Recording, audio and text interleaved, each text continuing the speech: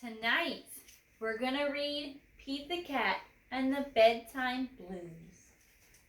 Pete and the gang had a great day. They'd been at the beach, surf and sun, tons of fun. But when the sun went down, they didn't want the fun to end. Pete had an idea. Hey, how about a sleepover? More time for tons of fun. Groovy. Pete's place, let's go! The party was far out, but they knew they couldn't stay up all night. The gang decided it was time to say goodnight. On went the pajamas and out went the light. Good night, Gus. Good night, Alligator. Good night, Toad. Good night, Pete. Pete was just about to catch some Z's when... "Who did that?" Pete asked. "It was me," said Grumpy Toad.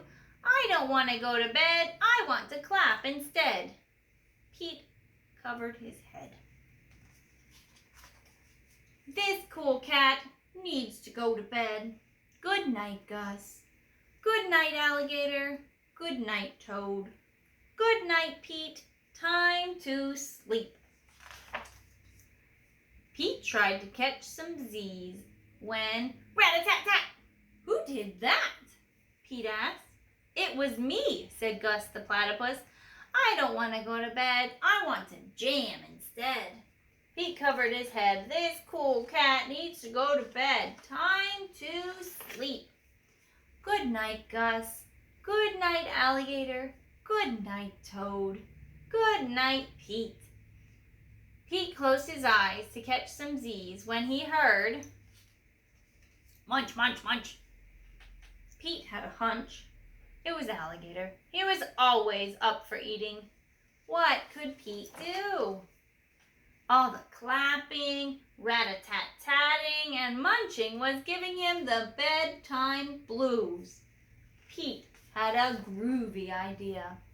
He got out his favorite bedtime story, oh look, it's Pete the Cat, and started to read, first to himself, then to the gang.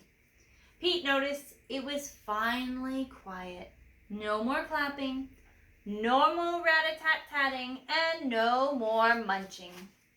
They all settled down. No one made a sound.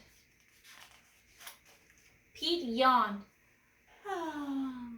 and turned off the light. Good night. Sleep tight. Time to catch some Z's. Tomorrow was another day for surfing, sun, and tons of fun. The end. Good night.